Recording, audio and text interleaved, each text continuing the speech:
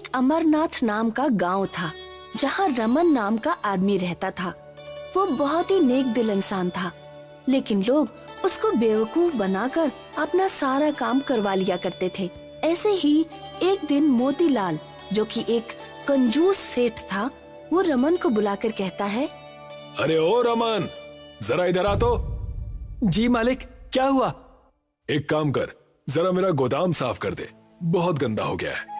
मालिक, मैं तो खेत पर काम करने के लिए जा रहा था ताकि कुछ पैसे कमा सकूं। मुझे अपना गुजारा भी तो करना है ना मालिक। अरे तुझे पैसे की क्या जरूरत है? तुझ पर तो माता लक्ष्मी खुद ब खुद मेहरबान हो जाएंगी। आखिर वो कैसे होगा? देख, माता लक्ष्मी ऐसी जगह वास करती हैं जहां साफ सफाई रहती है। तो अगर तू मेरा गोदाम अच्छे से साफ सुथरा और एकदम चकाचक कर देगा तो माता लक्ष्मी तुझसे बहुत प्रसन्न हो जाएंगी और खुद चलकर तेरे घर आ जाएंगी। रमन मोतीलाल का काम करना नहीं चाहता था, पर वो मना नहीं कर पाता और उसकी बात मान जाता है। वो अपनी पूरी मेहनत से उसका गोदाम एकदम साफ कर देता है। साफ सफाई करने के बाद वो अपने घर चला जाता है। अरे, आप तो बहुत जल्दी वापस आ गए, क्या हुआ? खेत पर नहीं गए क्या? ये सुनकर रमन अपनी पत्नी को सारी बात बताता है। उसकी सारी बात जानने के बाद रमन की पत्नी बिगड़ते हुए कहती है, आखिर आप कब तक लोगों की बातों से बेवकूफ बनते रहेंगे? बताइए ना, लोग हमेशा आपको बेवकूफ बनाकर आपसे मेहनत वाला काम करवा लेते हैं और आप बदले में कुछ भी नहीं लेते हैं। ऐसा कब तक चलेगा?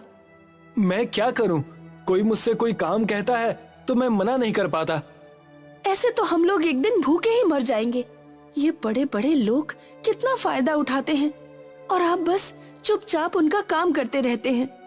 कोई बात नहीं कमला, एक ना एक दिन मुझे मेरे कर्म का फल जरूर मिलेगा। भगवान के घर देर है पर अंधेर नहीं। वो बात तो आपकी सही है, भगवान तो अपने भक्तों की हमेशा सुनता है, लेकिन हमें भी तो मेहनत करनी पड़ती है। बिना मेहनत के कुछ नहीं मिलता। अरे तुम बस भगवान पर यकीन रखो, जो होगा भगवान की कृपा से अच्छा ही होगा। लेकिन अभी मैं क्या करूं? घर में खाने को केवल आज रात का ही राशन है। अगर ये भी खत्म हो गया तो कल खाने के लाले पड़ जाएंगे। भाग्यवान, तुम कल की चिंता मत करो, कल मैं कुछ न कुछ इंतजाम जरूर कर लूंगा, ये मेरा वादा है। आप कहते हैं तो ठीक है, मैं तो भगवान और आपके ही भरोसे जी रही हूँ। तभी उनके दरवाजे पर एक अम्मा आती हैं। कहती हैं, अरे कोई है क्या जो मुझ गरीब की मदद करे? अरे कुछ खाने को हो तो दे दो, मैं कई दिनों से भूखी हूँ। अम्मा, आप अंदर आ जाइए। रमन और उसकी पत्नी अम्मा की बहुत खातिरदारी करते हैं। उसके बाद अम्मा देखती है कि घर में उनके खाने के लिए कुछ भी नहीं बचा है। बेटा, तूने सब कुछ मुझे खिला दिया, अब तू और तेरी बीवी क्या खाएंगे? ये सुनकर रमन कहता है, कोई बात नहीं अम्मा, अतिथि तो भगवान समान होता है, तो पहले भगवान को भोजन कराना चाहिए और वैसे भी हम तो कुछ भी खाकर काम चला लेंगे। आपका पेट भर गया, यही हमारे लिए बहुत है। तुम्हारी ऐसी सेवा भक्ति देखकर मैं तो बहुत प्रसन्न हो गई हूँ। आजकल भला कौन किसी भूखे को खाना खिलाता है? तुम लोग धन्य हो। तब एक रोशनी होती है और देखते ही देखते अम्मा अपने असली रूप में आ जाती हैं। वो कोई और नहीं बल्कि धरती माता होती हैं, जो भेष बदलकर रमन के घर आई होती हैं। धरती माता को देखकर दोनों प्रणाम करते हैं। तब धरती माँ उन दोनों को कहती हैं, मैं तुम दोनों के स्वभाव से बहुत खुश हूँ। तुम दोनों बहुत नेक दिल हो। खुद के पास भोजन ना होते हुए भी तुमने एक अनजान को अपना खाना दिया। बताओ, तुम्हें क्या चाहिए? माता, आपने हमें दर्शन दिए, हम तो वैसे ही धन्य हो गए, हमें और कुछ नहीं चाहिए। तुम दोनों का इतना नेक दिल है कि मैं तुम दोनों से बिना मिले नहीं रह पाई, इसीलिए मैं तुम दोनों से मिलने तुम्हारे पास आ गई। तुम दोनों मुझे माँ मानते हो, तो बताओ मैं तुम दोनों के लिए क्या कर सकती हूँ? मैं तो एक मामूली सा इंसान हूँ। मैं खेती करके अपना गुजारा करना चाहता हूँ, लेकिन मेरे पास खेती करने के लिए कोई जमीन नहीं है और ना ही इतना धन है कि मैं खेती करने के लिए बीज या खाद की व्यवस्था कर सकूं। मैं तो बस चाहता हूँ कि मैं खेती करके इतना कमा सकूं ताकि ना मैं भूखा रहूं और ना ही मेरे घर से कोई भूखा जाए। ये सुनकर धरती माँ बहुत खुश हो जाती हैं और रमन को एक मंत्र बताती हैं। चंद्र आगमन, धरती माँ कृषि जागमन। जब जब तुम ये मंत्र पढ़ोगे तब तब तुम चांद पर पहुंच जाओगे और तुम वहां जाकर किसी भी चीज की खेती कर सकते हो। वहां का वातावरण हर तरह की खेती करने में तुम्हारी मदद करेगा और साथ ही साथ वहां खेती करने के लिए तुम्हें केवल उस जगह की भूमि को जोतना है। बाकी उस भूमि में जिस भी चीज की खेती करनी हो उसका नाम लेते चले जाना और वो होती चली जाएगी। वहां तुम जिस भी चीज का नाम लोगे वो खेती अपने आप उगना शुरू हो जाएगी। तुम केवल उस खेती का पूरा ध्यान रखना और सही समय आने पर अपनी खेती से अपना व्यापार शुरू करना। क्या सच में ऐसा होगा? हाँ पुत्र, इस बात का ध्यान रखना कि जो भी खेती तुम करो उससे बाकी लोगों का भी भला होना चाहिए। अपने से पहले हमेशा दूसरों की मदद करने का सोचना, वरना हो सकता है ये मंत्र काम ना करे। ये कहकर माता वहाँ से गायब हो जाती हैं। इसके बाद वो दोनों उस मंत्र को एक बार पढ़ते हैं। चंद्र आगमन, धरती माँ कृषि जागमन। चंद्र आगमन, धरती माँ कृषि जागमन। जैसे ही दोनों मंत्र पढ़ते हैं तो वो पाते हैं कि अब वो दोनों चांद पर हैं। पर फिर सोचते हैं कि वो किस चीज की खेती करें। तो बहुत सोचने के बाद रमन कहता है, क्यों ना हम लोग सूरज की खेती करें, क्योंकि आज भी बहुत से गांव के लोग ऐसे हैं जो खेती करते हैं पर उनको ठीक प्रकार से सूरज की किरणें नहीं मिल पाती हैं, जिसके कारण उनकी फसलें खराब हो जाती हैं। आज भी ऐसे बहुत सारे गांव व शहर हैं जहां पर किसानों को बहुत दिक्कतों का सामना करना पड़ता है। तो अगर हम उनको सूरज बेच देंगे, अपनी फसलों को कई प्रकार का फायदा पहुंचा पाएंगे, जिससे उनकी फसलें बहुत अच्छी होंगी और इससे हमें भी मुनाफा होगा। ये तो बहुत ही अच्छा विचार है, हमें ऐसा ही करना चाहिए। तो ये सोचकर दोनों चांद पर सूरज की खेती करना शुरू कर देते हैं और थोड़े ही दिनों में उसमें बहुत सारे सूरज दिखाई देते हैं। धरती माँ ने जैसा कहा था वैसा ही हुआ है। देखो कितने सारे सूरज निकल आए हैं। वो लोग धरती पर आ जाते हैं और पूरे गांव में सबको बता देते हैं कि जिनको भी सूरज चाहिए वो कुछ पैसों में ही सूरज खरीद सकते हैं। इस पर गांव वाले हैरान हो जाते हैं और सूरज खरीदने के लिए तैयार हो जाते हैं। रमन, मैंने सुना है तुम सूरज बेच रहे हो। भला ऐसा भी कहीं होता है क्या? दिखाओ तो जरा। हाँ, अभी दिखाता हूँ। रमन उस गांव वाले को सूरज दिखाता है तो वो हैरान रह जाता है और कहता है, अरे बाप रे, ये तो सच में छोटा सा सूरज है। अब इस गांव में किसी को भी खेती करने में कोई दिक्कत नहीं होगी। हाँ, बिल्कुल सही कहा। अब किसी को भी खेती करने में कोई दिक्कत नहीं होगी, सूरज निकले या ना निकले। रमन के घर के बाहर बहुत सारे लोगों की भीड़ इकट्ठा हो जाती है। रमन सभी लोगों को सूरज बांट रहा होता है और सभी लोग सूरज ले जाकर अपने खेतों में लगा रहे होते हैं, जिससे उनकी फसलों को अच्छी तरह से प्रकाश मिल रहा होता है। उनकी फसलें अच्छी होने लगती हैं। हमने तो कभी नहीं सोचा था कि रमन इतना समझदारी वाला काम कर सकता है। रमन ने तो हम सबको भौचक्का कर दिया। इधर रमन काफी मशहूर और अमीर हो जाता है। उसके पास बहुत सारा धन होता है। अब ये सब मोतीलाल को भी पता चलता है। मोतीलाल ये सब देखकर बहुत जलने लगता है।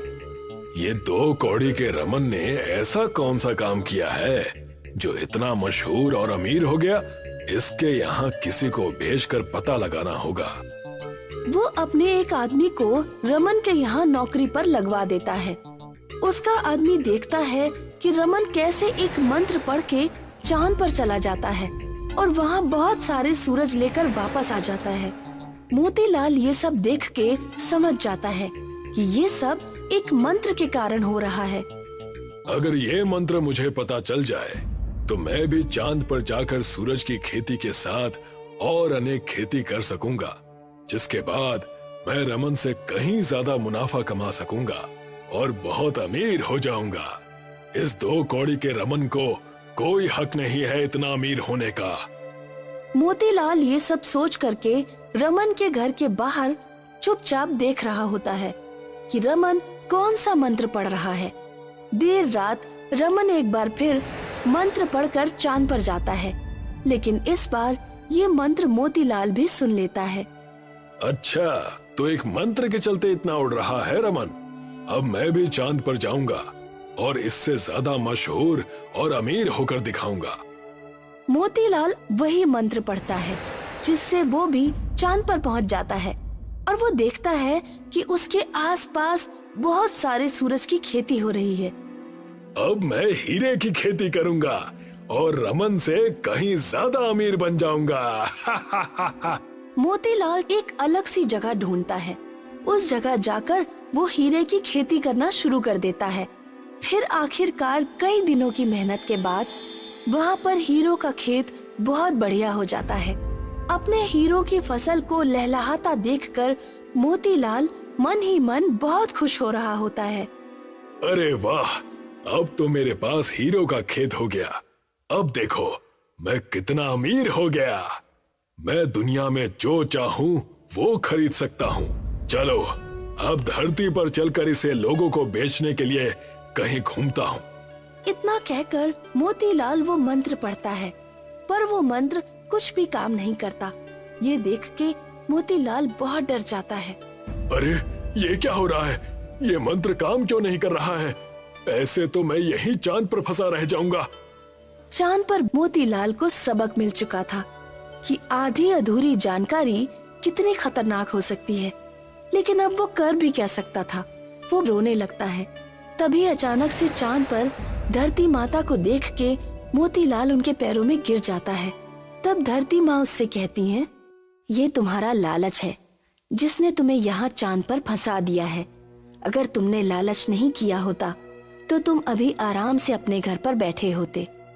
माता, मुझे क्षमा कर दीजिए। मुझे नहीं पता था कि मेरा लालच मुझे यहाँ पर लाकर फंसा देगा, और मैं आज के बाद कभी भी लालच नहीं करूँगा। हमेशा लोगों की मदद करूँगा। धरती माँ उसकी बातों को मान लेती हैं और उसे माफ कर देती हैं। वो उसे धरती पर वापस ले आती हैं। मोतीलाल रमन के पास जाकर अपने किए की माफी मांगता है। रमन उसे माफ कर देता है। उसके बाद दोनों मिलकर गरीब लोगों के लिए खेती करना आसान बनाने की कोशिश करने लगते हैं। उनके गांव का बहुत अच्छे से विकास होने लगता है और अमरनाथ धीरे धीरे बहुत प्रसिद्ध हो जाता है। सीताराम गांव में आलू टिक्की और गोलगप्पे बेचता था। उसकी आलू टिक्की और गोलगप्पे दूर दूर तक फेमस थे। आइए आइए, गरम गरम आलू टिक्की और ठंडे ठंडे गोलगप्पों का मजा लीजिए। आइए आइए। सीताराम के 2 बेटे थे, मालू और चमन। मालू जहाँ मेहनती और ईमानदार था, वहीं चमन आलसी और चालाक था। मालू और चमन, बाजार चले जाओ। आलू की बोरी और बतासे खरीद कर ले आना। पिताजी, आज मेरा पेट ठीक नहीं है। पेट में बहुत दर्द हो रहा है। मालू, तू बाजार जा और सामान खरीद कर ले आ। कुछ साल बाद जब सीताराम बूढ़ा और बीमार हो गया तो कारोबार के बंटवारे की बात आई। सीताराम ने आलू टिक्की का कारोबार मालू को सौंप दिया और गोलगप्पे का कारोबार चमन को सौंप दिया। मालू और चमन, मेरे लिए तुम दोनों एक समान हो, इसलिए मैंने कारोबार के बंटवारे में कोई भेदभाव नहीं किया है। तुम दोनों अपना अपना कारोबार खूब मन लगा कर करना। मेरी इच्छा है बेटों कि मैं तुम दोनों की शादी एक साथ एक मंडप में ही करूं। जैसी आपकी आज्ञा पिताजी। दोनों बेटों मालू और चमन की शादी तय कर दी गई। मालू की बहू का नाम पुष्पा था और चमन की बहू का नाम विमला। मालू ने अपनी आलू टिक्की की दुकान संभालनी शुरू कर दी। उधर चमन घर पर आराम करता या दोस्तों से गप्पे लड़ाता और उसकी पत्नी गोलगप्पों की दुकान संभालती। आलसी चमन भले ही दुकान पर काम ना करता हो, लेकिन दूसरों की जमीन जायदाद हड़पने के मामले में उसका दिमाग बहुत तेज चलता था। चमन मालू का कारोबार हड़पने के बारे में सोचने लगा। इस मामले में उसकी पत्नी ने भी उसका साथ दिया। किसी तरह मालू की आलू टिक्की का धंधा हमारे हाथ लग जाए तो मजा ही आ जाए। बैठे बैठे दिमाग ही चलाते रहोगे या कुछ करोगे भी? चमन को पता था कि मालू हर रोज सुबह आलू की बोरी लेने मोटरसाइकिल से बाजार जाता है। चमन ने एक रात चुपचाप मोटरसाइकिल के ब्रेक्स फेल कर दिए। अगले दिन मालू तेज स्पीड में गाड़ी चला रहा था, ब्रेक्स नहीं लगे और उसका एक्सीडेंट हो गया। इसी समय चमन ने मालू की दुकान को अपने कब्जे में ले लिया। मालू की बहू पुष्पा हॉस्पिटल में व्यस्त रह गई। वो कोर्ट कचहरी के चक्कर कहाँ से लगाती। पुष्पा ने अपने ससुर से कहा, पिताजी, आप एक बार चमन भाई साहब से कह दीजिए कि वे हमारी दुकान छोड़ दें। मैं हॉस्पिटल में अपने पति को संभालूं या चमन भाई साहब पर केस ठोककर कोर्ट कचहरी के चक्कर लगाऊं। मालू के इलाज के लिए डॉक्टर ने 1 लाख रुपए मांगे हैं। मैं उनका इंतजाम नहीं कर पा रही हूँ। चमन मेरी एक नहीं सुनता बेटी। मैंने उसे बहुत समझाया पर वो मेरे हाथ से निकल चुका है। लेकिन उसे अपने बुरे कर्मों का फल कभी न कभी जरूर चुकाना होगा। तो पिताजी, मैं तो इस तरह सड़क पर आ जाऊंगी। आज चमन भाई साहब ने दुकान छीनी है, कल वो हमारा घर भी छीन लेंगे। दरवाजा बंद करो बहू, मैं तुम्हें एक गुप्त जानकारी देना चाहता हूँ। बहू ने दरवाजा बंद किया। तब सीताराम ने उससे कहा, मेरे पास एक 5 बीघे का खेत है। ये खेत मैंने ऐसे ही समय के लिए बचा कर रखा था। मैंने अपनी वसीयत में वो 5 बीघा खेत तुम्हारे नाम कर दिया है। तुम चाहो तो वहीं पर झोपड़ी डालकर भी रह सकती हो। सीताराम ने पुष्पा बहू को खेत का पता बता दिया।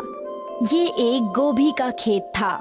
चमन को कुछ पता ना लगे, इसलिए पुष्पा चुपचाप ही कुछ सामान लेकर खेत पर चली गई। पुष्पा बहुत मेहनत से गोभी की फसल उगाने लगी। बाकी समय हॉस्पिटल में जाकर अपने पति की देखभाल करती। वैसे तो पुष्पा के खेत की गोभी शहर की मंडी में जाती थी और फिर लोगों के पास जाती थी, लेकिन धीरे धीरे शहर से लोग सीधे गोभी लेने पुष्पा के पास आने लगे। बहन जी, आपके खेत की गोभी बहुत स्वादिष्ट बनती है। मुझे 5 किलो गोभी दे दीजिए।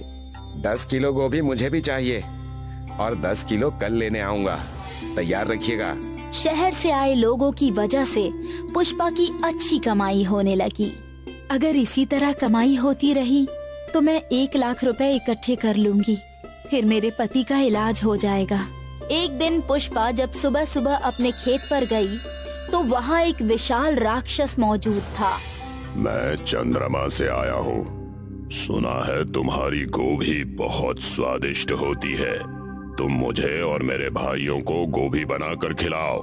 मेरे पास तुम्हें गोभी बनाकर खिलाने का टाइम नहीं है, यहाँ से चले जाओ। मैं जो ऑर्डर देता हूँ उसे पूरा करना होता है। राक्षस ने पुष्पा के खेत की 10 किलो गोभी और पुष्पा को उठाया और उड़ाकर चंद्रमा पर ले गया। पुष्पा ने देखा चंद्रमा पर और भी राक्षस मौजूद है। जल्दी से गोभी की सब्जी और पूड़ियाँ बनाओ। जितनी जल्दी अपना काम खत्म कर लोगी उतनी जल्दी मैं तुम्हें पृथ्वी पर छोड़ आऊंगा। तुम समझते क्यों नहीं? पृथ्वी पर मेरे पति बीमार हैं। ज्यादा बकबक मत करो, जल्दी से ऑर्डर पूरा करो। पुष्पा ने मजबूरी में गोभी की सब्जी और पूरियां तैयार की। राक्षसों ने खूब छक कर खाया। वाह बेटी पुष्पा, मजा आ गया। तेरी गोभी वाकई बहुत स्वादिष्ट है। हम राक्षस लोग मिलकर तुझे कुछ देना चाहते हैं। राक्षसों ने पुष्पा को एक जादुई दीवार और चांद पर जमीन का एक टुकड़ा दिया। इस दीवार में घुसकर तुम चांद पर जा सकती हो। चांद पर हमने तुम्हें जमीन दी है, तुम उस जमीन पर खेती कर सकती हो। हमारे पास ढेर सारा सोना भी है, तुम चाहो तो सोना ले जा सकती हो। पुष्पा ने सोना लेने से इनकार कर दिया। मैं सिर्फ अपनी मेहनत की कमाई खाती हूँ। राक्षस पुष्पा की ईमानदारी देखकर बहुत खुश हुए। राक्षस द्वारा दी गई दीवार का प्रयोग करके पुष्पा अपने घर लौट आई। घर आकर उसे पता लगा कि चमन ने उसके गोभी के खेत पर भी कब्जा कर लिया है। तुझे क्या लगता था पुष्पा कि तू खेत को मुझसे छुपा लेगी? मेरे कान बहुत दूर की सुन लेते हैं। जब गोभी का खेत भी छिन गया तो पुष्पा निराश नहीं हुई और ना ही कोर्ट कचहरी गई, क्योंकि उसके पास चांद पर खेत था। पुष्पा जादुई दीवार से रोजाना चांद पर जाती और खेत में गोभी उगाती। पुष्पा ने 1 लाख रुपए इकट्ठे कर लिए और अपने पति मालू का इलाज करा लिया। लेकिन किसी तरह चमन को पुष्पा की जादुई दीवार और चांद पर खेती के बारे में पता लग गया। चांद पर खेती? मैं भी चांद पर जरूर जाऊंगा और ढेर सारी जमीन पर खेती करके खूब सारे पैसे कमाऊंगा। एक रात जब पुष्पा के घर पर सब लोग सो रहे थे तो चमन पुष्पा के कमरे में घुस गया और जादुई दीवार से चांद पर पहुंच गया। उस समय सारे राक्षस सो रहे थे और राक्षसों के पास ढेर सारा सोना पड़ा हुआ था। सोने को देखकर चमन के मन में लालच आ गया। उसने बोरियों में सोना भरा और ले जाने लगा, लेकिन तभी राक्षसों का सरदार जाग गया। अरे भाइयों उठो, ये आदमी हमारा सोना चुराने आया है। मुझे माफ कर दो, मैं ये सोना यहीं रख देता हूँ। तुझे माफी नहीं मिलेगी। तूने पुष्पा पर खूब अत्याचार किए हैं। मैं तुझे कुत्ता बना दूंगा। राक्षसों ने चमन को एक कुत्ता बना दिया और पृथ्वी पर छोड़ दिया। चमन कुत्ते के रूप में जब घर पहुंचा तो उसकी बीवी ने उसे डंडा मारकर घर से बाहर भगा दिया। किशनगंज नाम के एक गांव में महेश कुर्ता और कपड़े बेचने का काम किया करता था। महेश अपने परिवार के साथ किशनगंज में एक दुकान चलाया करता था और उसी दुकान में रहा भी करता था। महेश के दुकान के आसपास कपड़े के बहुत सारे दुकान हो गए थे। लोग शहर से कुर्ता पजामा बनाना सीखकर किशनगंज में आ रहे थे। ज्यादा दुकानें होने की वजह से महेश का कुर्ता का दुकान बिल्कुल भी नहीं चलता, बल्कि महेश ईमानदार और सच्चा इंसान था। इस वजह से वो परेशान रहता। देखा भाग्यवान, आज भी हमारा पूरे दिन में एक भी व्यापार नहीं हुआ। तो क्या हुआ जी, कल से आप थोड़ा बहुत डिस्काउंट दे देना, दुकान अपने आप चलने लगेगी। 50% डिस्काउंट तो पहले से है, अब क्या फ्री में बेचूं? महेश अपनी दुकान बंद करने ही जा रहा था कि वहाँ पर सूर्य देव एक भिक्षुक का रूप लेकर आए और कहने लगे, अरे भाई, कुछ रखा है क्या मेरे साइज का? अगर है तो बताओ। ये कुर्ता है मेरे पास आपके साइज का, इसे ले जाइए। लेकिन मेरे पास पैसे नहीं है, ये पहले ही बता देता हूँ। पहले से ही दुकान ज्यादा चली नहीं है, ऊपर से द्वार पर आए भिक्षु को भगाना अच्छा नहीं होगा। इन्हें मैं ये कुर्ता दे ही देता हूँ। ये लीजिए, इसे आप रख लीजिए, पैसे की कोई दिक्कत नहीं है, इसे आप रख लीजिए। जैसे ही कुर्ता महेश ने आगे रखा, भिक्षुक अपने असली अवतार में आ गए, सूर्य देव बनकर। तथास्तु बालक, तुम्हारा मन इतना साफ है, मैं तो बस तुम्हें परखने आया था और तुम तो बिल्कुल ईमानदार और स्वाभिमानी निकले। भगवान, आप इस रूप में? मैं तुम्हारे भक्ति भाव और स्वभाव से प्रसन्न हुआ। अब से तुम्हारी दुकान पर जो भी कुर्ते आएंगे, मैं उन्हें सूरज का कुर्ता बना दूंगा। उस कुर्ते में बाहर से जितनी चमक होगी, अंदर से वो उतना ही मुलायम होगा। अगर आप ऐसा कर देंगे तो मेरा घर चल पड़ेगा, मेरे परिवार का भला हो जाएगा। सूर्य देव के आशीर्वाद की वजह से सारे कुर्ते सूरज की तरह चमकने लगे। दुकान में इतनी चमक हो गई कि पूरा किशनगंज जान गया सूरज के कुर्तों के बारे में।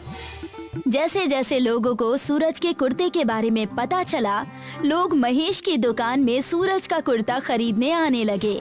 देखते ही देखते वो छोटी सी दुकान बहुत बड़ी बन गई। भाग्यवान, कहाँ हो? सुबह से चाय भी नहीं पिलाई। आजकल तुम्हारा ध्यान कहाँ रहता है ये पता नहीं। अभी लाई, ये लीजिए। ध्यान कहाँ रहेगा, नई तिजोरी ले आइए, हमारे पास रखने के लिए पैसे तक नहीं है। हाँ हाँ, अरे ये कौन सी नई बात है, अभी उन पैसों को कहीं और रख दो, मैं कुछ व्यवस्था करूंगा। महेश अपने घर से बाहर निकलकर देखता है तो उसे चारों तरफ सूरज का कुर्ता ही नजर आता है। ये देखकर वो बहुत खुश हो जाता है और दूसरे दुकानदारों के बीच जाकर कहता है, अरे तुम सब अब तक किशनगंज में ही ठहरे हुए हो, अब चले भी जाओ, यहाँ तुम्हारा क्या रखा है। अब अजीब हो गए हो। याद रखना, इंसान जितनी तेजी से ऊपर जाता है उतनी ही तेजी से नीचे भी गिरता है। वो सब तो बाद में देखा जाएगा। अगर तुम्हें सूरज का कुर्ता बेचना है तो लेकर बेच दो, मेरे दुकान से खरीदो और ज्यादा दाम पर शहर या दूसरे गांव में जाकर बेचो। इससे तुम्हें भी मुनाफा होगा और हमें भी। बड़े आए हमें मिलाने वाले, भूल गए क्या जब तुम दिन भर दुकान पर बैठकर मच्छर मारते थे। महेश उनसे बहसबाजी करके वहाँ से चला जाता है। महेश के बर्ताव से उसका परिवार भी परेशान था। साथ ही किशनगंज के दुकानदारों ने साजिश रची। क्या सोचा है तुमने यहाँ पर, बताओ? महेश की दुकान कैसे चौपट करनी है? अगर हमने उसकी दुकान चौपट नहीं की तो हमें बहुत कठिनाई होगी। सुनो, हम महेश को पैसे का लालच देंगे। उसे मैं अलग आवाज में कॉल करके बोलूंगा कि हमें कुर्ते सिलवाने हैं। जब वो स्वीकार कर लेगा तो हम सौदा कैंसिल कर देंगे, जिससे उसे भारी नुकसान होगा और वो दुकान बंद करके भाग जाएगा। मस्त प्लान है, हमें ऐसा ही करना चाहिए। अन्य दुकान वाले साजिश रच ही रहे थे कि महेश सूर्य देव के मंदिर जाकर उन्हें सुबह सुबह जल अर्पण करता था। हे सूर्य देव, आज मैं जो कुछ भी हूँ बस आपकी कृपा है। तभी महेश को उस कपटी दुकानदार का कॉल आता है। हमें सूरज के कुर्ते बनवाने हैं जो बाहर से असली चमकदार हो, आग की तरह, और अंदर से मखमली मखमली। जल्दी से जल्दी सौदा कर दो। ये भी कोई बोलने की बात है? सौदा आपका तय रहा, आपको हर कुर्ते जल्दी ही मिल जाएंगे। महेश सूरज के कुर्ते को बनाने की तैयारी करने लगा। अरे भाग्यवान, सुनती हो? हमारे दिन और भी अच्छे होने वाले हैं। सूरज के कुर्ते का सौदा मिला है। अगर मैंने ये करके दे दिया ना तो सूर्य देव का छोटा सा मंदिर बनवाऊंगा मैं। अरे ये क्या, आपने तो मन्नत मांग ली। मैंने ये मन्नत बहुत पहले ही मांगी थी और अब ऐसा लग रहा है कि ये साकार हो जाएगा। महेश बाजार से थोड़े पैसे उठाकर सूरज का कुर्ता बनाना शुरू कर देता है। सूर्य देव के आशीर्वाद से सारे कुर्ते सूरज की तरह चमकदार बन जाते हैं और तैयार हो जाते हैं। मालिक, आपका सौदा पूरा कर दिया है। आप गाड़ी भिजवाकर सारे सूरज के कुर्ते ले जा सकते हैं। जैसे ही महेश ने कॉल लगाकर ये कहा, महेश के दुकान में अन्य दुकानदार आ गए और कहने लगे, अब आया ना मजा, ये हुई ना बात। मैं कुछ समझा नहीं, कहना क्या चाहते हैं आप सब? वो सौदा करने वाला कोई और नहीं, मैं ही था। मैंने ही तुम्हें गुमराह किया और तुमसे उस सौदे की बात की ताकि तुम्हारी दुकान ठप हो जाए। लेकिन तुम सबने ऐसा क्यों किया? मैंने तुम्हारा क्या बिगाड़ा था? अन्य कपटी दुकानदार महेश के सूरज के कुर्ते को पहनकर देखने लगे और कहने लगे, अब तुम क्या करोगे? इन सूरज के कुर्ते के पैसे कैसे चुकाओगे? जैसे ही दुकान वालों ने महेश को ठगना चाहा, वहाँ पर सूर्य देव फिर से भिक्षुक के रूप में आ गए और कहने लगे, ये सूरज का कुर्ता मैं खरीदूंगा, वो भी 2 गुनी दाम में।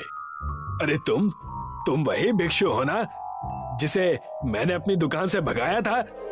हाँ, ये मेरे दुकान पर भी आए थे, मैंने भी इन्हें निकाल दिया था। महेश भिक्षुक को देखकर उनके पैरों में गिर गया और कहने लगा, हे सूर्यदेव, आपके यहाँ दोबारा आने से मेरे भाग्य खुल गए हैं। इस संकट से मैं कैसे पार पाऊं प्रभु। अन्य दुकानदार उस भिक्षुक को देख ही रहे थे कि भिक्षुक ने सूर्य देव का अवतार ले लिया और कहने लगे, दूसरों को परेशान कर तुम्हें तसल्ली मिलती है ना? मैं तुम्हें बताऊंगा कि असली जलन होती क्या है। ऊपर से तुमने पहना भी सूरज का कुर्ता ही है। जैसे ही सूर्य देव ने उनकी तरफ इशारा किया, उन दुकानदारों ने सूर्य देव का कुर्ता पहना था और वो अंदर और बाहर से जलने लगे। वो चिल्लाते हुए वहाँ से भागने लगे। अरे बचाओ बचाओ, ये क्या बला पहन ली मैंने। अब बचाओ बचाओ, ये कैसी मुसीबत आ गई है। अब हम किसी को कभी परेशान नहीं करेंगे। अब भागो, बचाओ। दोनों तिलमिलाकर भाग उठे। तब सूर्यदेव ने महेश से कहा, मैं तुम्हारी मदद करने हमेशा नहीं आ पाऊंगा, तुम्हें खुद अपना ध्यान रखना होगा। और रही बात इन कुर्तों के पैसों की, ये तुम 2 गुनी कमाई करके भर दोगे। कभी घमंड और किसी को नीचा मत दिखाना। धन्यवाद प्रभु, मैं बिल्कुल ऐसा ही करूंगा और आगे से ध्यान रखूंगा। महेश फिर से ईमानदारी का जीवन जीने लगा और उसने सूर्यदेव की एक छोटी सी मंदिर भी बनवा ली, जिसमें कई लोग पूजा अर्चना करने आने लगे। मंगलू और दीपू नाम के 2 लालची भाई थे। दोनों तीतलपुर में रहा करते थे। दोनों भाइयों के पास 30 एकड़ जमीन थी। दोनों ने 15-15 एकड़ जमीन अपने नाम की थी। हर साल खेती करते और मुनाफा खूब मजे से खर्च करते। मुनाफे के लिए वो खेत में काम करने वाले दिहाड़ी मजदूरों को भी नहीं बख्शते। खेतों में बुआई का समय आ गया था। मुनाफे के लिए दोनों ने सोचा, दीपू सोचो, जो फसल हमें 4 महीने में मिल रही है, ये हमें 2 महीने में ही मिलने लगे तो कितना मजा आएगा ना। हम साल में 6 बार खेती कर पाएंगे। लेकिन ऐसा होगा कैसे? ऐसी कौन सी तरकीब है जिससे हमारा खेत इतना उपजाऊ हो जाए? इसके लिए हमें सरपंच जी के पास जाना होगा। वो इस चीज का उपाय जरूर जानते होंगे। तो देर किस बात की, चलिए सरपंच जी के पास। मुनाफा अगर पूरे गांव का होगा तो और अच्छी बात हो जाएगी। दोनों भाई मंगलू और दीपू मुनाफे के चक्कर में सरपंच जी के यहाँ अपनी तरकीब लेकर जाते हैं। सरपंच जी, कहाँ हैं आप? हमें आपसे कुछ जरूरी बात करनी है।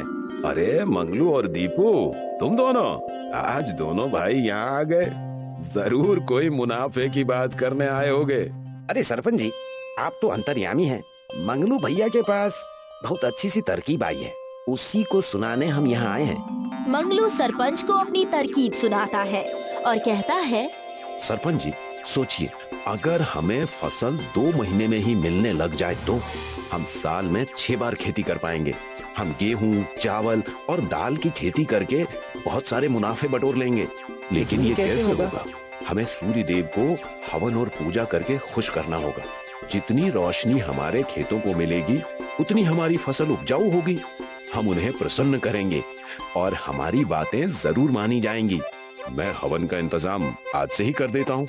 कल सुबह से पूजा हम शुरू कर देंगे।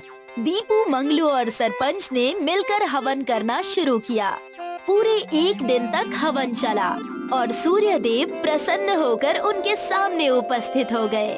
तुमने मुझे खुश कर दिया। मांगो जो मांगना है। हे सूर्य देव, हम चाहते हैं कि 2 सूरज उगे, उससे हमारे खेतों की नमी चली जाएगी और हमें ज्यादा रोशनी मिलेगी, जिससे हमारे खेत बहुत उपजाऊ हो जाएंगे और हम धरती वासियों की बहुत सारी परेशानियां ठीक होने लगेंगी। तथास्तु बालक, अब से धरती पर 1 नहीं 2 सूरज उगेंगे। सूर्य देव इतना कहकर वहाँ से चले गए और अगले दिन से 1 नहीं बल्कि 2 सूरज उगने लगे। 2-2 सूरज उगने के कारण पूरे धरती पर खेती उपजाऊ होने लगी। मंगलू और दीपू बहुत खुश हुए। 2-2 सूरज होने की वजह से गांव में लू चलने लगी। आसमान से मानो आग का गोला गिर रहा हो, इतनी गर्मी होने लगी। खेतों में फसल कटने का समय आ गया। 2 महीने में ही सारे खेत फसल से बाहर हो गए। इस बार हमें पिछली बार से ज्यादा मुनाफा होगा। ये 2-2 सूरज उगने के कारण होगा। हर बार मेरी तरकीब काम आती है। भैया, लेकिन हमें और लोगों को गर्मी भी बहुत लग रही है। कुएं और तालाब का पानी भी सूखने लगा है। पंछी और जानवरों को पानी ना मिलने की वजह से बहुत तकलीफ भी हो रही है। ओफो, अब जब मुनाफा होगा तो कुछ ना कुछ बुरा तो होगा ही। इतना तो प्रकृति का नियम होता ही है। सोचो, अगर 3 सूरज उगे तो हमारी फसल 1 महीने में ही तैयार हो जाएगी और मुनाफा 3 गुना ज्यादा होगा। लेकिन ऐसा कैसे होगा? आप फिर से हवन करके सूर्य देव को बुलाएंगे? ऐसा मत कीजिए, हम पहले से मुसीबत में पड़ रहे हैं और मुसीबत मत बढ़ाइए। तुमसे तो बात करना ही बेकार है। चलो हट जाओ रास्ते से। मंगलू वहाँ से चला जाता है और अकेले ही हवन करना शुरू कर देता है। वो पूरे 3 दिन तक हवन करता है। तीसरे दिन सूर्य देव प्रकट हो जाते हैं। तुम्हें क्या चाहिए पुत्र? मैं तुम्हारी भक्ति से खुश हो गया। मांगो जो मांगना है। क्या आप धरती पर 3 सूरज उगा देंगे? इससे हम धरती वासियों का और मुनाफा और मदद होगी। सारी परेशानी खत्म हो जाएगी। तथास्तु बालक, अब से मैं 3 बार उगूंगा। धरती लोक पर 3 सूरज नजर आएंगे। दूसरे ही दिन 3 सूरज दिखने लगता है। लोगों का गर्मी के कारण बुरा हाल हो गया। पूरे गांव वाले मंगलू और दीपू से परेशान हो गए। 3 सूरज की वजह से मानो आग की बारिश होने लगी। लोग परेशान होने लगे। नदी और तालाब का पानी सूखने लगा। सारे बर्फ पिघलने लगे। ज्यादा गर्मी होने की वजह से लोग घर पर ही रहने लगे। बाहर परिंदा भी नजर नहीं आता था। मंगलू भैया, मुझे पता है ये सब आपका ही किया धरा है। देखिए पूरी धरती कैसे परेशान हो रही है और आप हैं कि यहाँ बैठे हैं। बहुत बड़ा अनर्थ कर दिया है आपने। कौन सा अनर्थ? फसल का मुनाफा तुम्हें भी तो हुआ। तुम क्यों इतना चिढ़ रहे हो? अगर इतनी गर्मी रही तो हमारा पूरा खेत बंजर हो जाएगा। ज्यादा गर्मी के कारण अकाल पड़ जाएगा। इतना कहकर दीपू सरपंच जी के पास चला गया और कहने लगा, सरपंच जी, मंगलू भैया से बहुत बड़ा अनर्थ हुआ है। लोग मर जाएंगे। हमें इसका कुछ उपाय निकालना होगा, वरना पूरी धरती का सर्वनाश हो जाएगा। मंगलू को मैंने पहले ही समझाया था, फिर भी वो नहीं माना। अब हम सब गांव वालों को हवन करना होगा, तब कहीं सूर्य देव आएंगे और इसका समाधान करेंगे। सरपंच जी ने पूरे गांव को जमा किया और हवन के बारे में समझाया और कहा, हम सबको एकजुट होकर सूर्य देव को खुश करना होगा। अरे मंगलू के मुनाफे के चक्कर में हमारे जीवन का घाटा हमें नजर आ रहा है। सरपंच जी, बात बिल्कुल सही है। हमें इस चीज का नुकसान और नहीं सहना। हमारे घरों में बस एक टंकी पानी बचा है, वो खत्म हो जाए उसके पहले हमें ये सब ठीक करना है। बिल्कुल ठीक कह रही हो तुम। चलिए सरपंच जी, हवन की तैयारी करते हैं। पूरे गांव वालों ने मिलकर हवन करना शुरू कर दिया। दीपू के साथ मंगलू भी वहाँ पर आ गया। हवन शुरू होने के कुछ ही देर में सूर्य देव वहाँ पर आ गए और उन्होंने कहा, बताइए क्या परेशानी है? पूरे गांव ने मुझे पुकारा। सूर्य देव को पूरे गांव वालों ने नमन किया और सरपंच ने कहा, हमें माफ करिए गुरुवर, हमसे गलती हो गई। हम फिर से पहले जैसी धरती चाहते हैं, जहाँ सिर्फ एक ही सूर्य हो। मंगलू अभी नादान है, मुनाफे के लालच में कई चीजों का सौदा कर बैठा। अवश्य मैं ये बात स्वीकार करूंगा, लेकिन एक शर्त पर। कैसी शर्त? कैसी शर्त? अब से कोई भी ऐसा दोबारा नहीं करेगा, ना लालच में आकर, ना किसी मोह माया में फंसकर। मैं मंगलू को माफ कर दूंगा और सब पहले जैसा कर दूंगा। हमें ये बात मंजूर है सूर्य देवता, हम आइंदा कभी ऐसा नहीं होने देंगे। सूर्य देव ने मंगलू को माफ कर दिया। फिर से लोग खुशी से जीने लगे। पंछी उड़ने लगे। जानवरों का चहल पहल शुरू हो गया। हरियाली आ गई। मंगलू और दीपू ने कसम खाई कि दोबारा लालच कभी नहीं करेंगे। पूरा गांव खुशी खुशी रहने लगा।